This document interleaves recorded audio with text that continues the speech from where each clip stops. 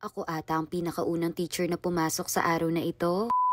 A day in my life as a new teacher na kasama na si Bads Neil sa trabaho. Hey, it's me, Bads Veron. It's another day, another ka-vlog-vlogan.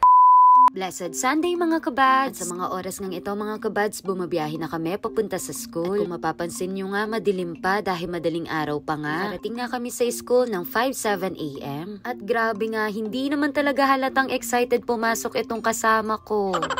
Pero sa totoo lang, mas maganda talagang pumapasok ng mas maaga. At dito nga, inaayos ko na yung lesson plan ko. May mga nagtatanong nga sa akin kung nagsusulat pa daw ako ng lesson plan. Hindi na po tayo tulad ng dati na sinusulat pa yung lahat-lahat. Pero dito nga sa ating DLL or DLP, may sinusulat tayong remarks and reflections. Pero tandaan, iba-iba po tayo ng sistema. Depende po yun sa mga grade leader ninyo, subject leader, or mga coordinator kung ano pa yung mga gusto nilang ipagawa sa inyo. At ngayon naman nga, inaayos ko naman yung class records ko. Alam nyo ba, nung nain ako sa paaralang ito, ang mga subjects na hawak ko ay mathematics, araling panlipunan, and mape. Kaya gumagawa ngayon ako ng mga panibagong covers and folder na para maging lalagyan nga ng iba't ibang reports. Gusto ko nga laging maayos itong mga gamit ko para hindi ako nalilito. Nakakatuwa nga kahit baguhang teacher ako dito, kung mapapansin ninyo may mga gamit na. Dahil yung ibang teacher nga binigay na sa akin. Naalala ko nga nung unang pasok ko dito, alam nyo ba, reliever ako. Ito yung mga tinatawag na floating teacher o kaya mga hindi advisor. Ibig sabihin, ito yung mga walang binabantayang estudyante at walang classroom. Pero grabe nga yung pag-welcome ng grade 6 teacher sa akin. Lalong-lalo na nga si Ma'am Oli, pinag-request niya pa ako ng lamesa at upuan noon. At dahil nga international ako o 3 subjects yung hinahawakan ko, hinayaan rin ako ng principal namin na humingi na lang ng lesson plan. At kahit nga PowerPoint ay binibigyan na lang ako ng teacher na kaparehas ko ang subject. Kaya sa totoo lang, hindi naman talaga ako nahirapan. Pero syempre, hindi talaga maaalis na mag-a-adjust tayo. At dito nga, inaayos ko na yung bag ko na dadaling ko sa bawat section na pupuntahan ko. Naglagay na nga rin ako ng extra candies and ballpens dito para pang reward sa mga bata. Dahil ito nga bagpack ko, iniiwan ko lang dito sa classroom. At tuwing umaga nga, ganito yung routines ko. Pagkatapos ko nga magturo sa 3 sections ay vacant ko na. Pero buti na lang talaga nakachikahan ko si Ma'am Jasmine. Pagsabi ko nga sa kanya na vacant ko na, tinatawanan niya ako. Dahil hindi ako nagmamalay, magsasub pala ako.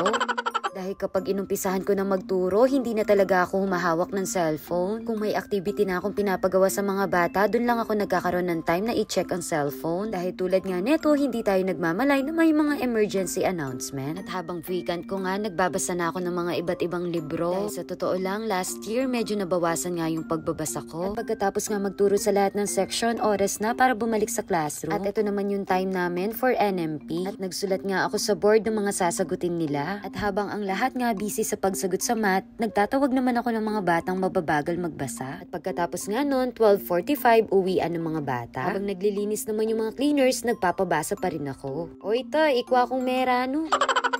At may sakit ko bunto. Charis, pero sa totoo lang, hindi po talaga biro magturo ng pagbabasa. Lalo na kung ang mga bata walang retention at walang follow-up ng mga magulang. Kaya lagi ko talagang sinasabi sa mga bata na tulungan nila yung sarili nila. Dahil kung gusto talaga nilang matuto, kailangan nilang magsakripisyo, magbigay ng oras at makinig ng mabuti. At ito nga, bago nga ako kumain, nagugas na muna ako ng kamay. At shoutout nga dito sa lakan ng aming paaralan na nangangalulo na at humihingi na nga ng tubig dahil wala pang sweldo. Charis, pero mayaman po yan. Diyos me, siya na nga yung binigyan ng tubig, siya pa yung nagre-reklamong hindi malamig. At pagkatapos ko nga kumain, si Bads Neil naman yung kumain. Sabay sana kami, pero hindi ko na talaga siya mahintay dahil sobrang danop na ako. Nandito nga si Bads Neil dahil katrabaho ko na siya. Hindi na lang siya tagahatid sundo at tagahatid ng pagkain. Kundi ko, teacher ko na siya. At ngayong araw nga ay first day niya as a substitute teacher. O diba, parang kailan lang nung first year college, hindi ko siya kilala pero crush niya na ako. Pagkatapos, napaka-unexpected, naging magkaklase kami nung second year college. At naging mag-buds nga kami at ngayon nga ko, teacher ko na siya. Pero syempre, hindi pa rin maalis ang pagiging palautos. Charis, pero sa totoo lang, aminado talaga ako, nadadamay siya pag may mga ginagawa ako sa school. At ang sabi ko nga kay Bads Neil, umuwi na kami dahil hindi naman kami ang tagapagmana ng paaralan, Charis. O syempre, uso din muli, ne? At dito nga po, mga 3:00 na kami ng hapon nakauwi. Pauwi pa lang pala. Naalala ko nga, may nabasa nga ako sa comment section na nagtatanong ng to-do list ko. Halimbawa po, yung mga morning routines ko. Hindi kumpleto ang araw ko kapag hindi ako nag-devotion o nagsulat at nag-meditate na habang umiinom ng kape. At pagdating naman sa trabaho, yung paglalagay ng DLL, pagpiprepare ng mga class records, mga ganun po. At depende yan sa mga anong dapat nating gawin. At sa araw ngang ito, nakapag-check ako ng activities, na-organize ko yung papers. Gumawa ako ng DLL and PowerPoint. Na-ready ko yung mga paperworks ko. Natanong ko yung mga bagay na hindi ko alam. At marami pang iba, depende sa gagawin natin sa bawat araw. And thank you Lord dahil ginabayan mo po ako, binigyan ng lakas, knowledge, and wisdom para po magawa ang mga dapat kong gawin. All glory to God at yun lamang po. Thank you po!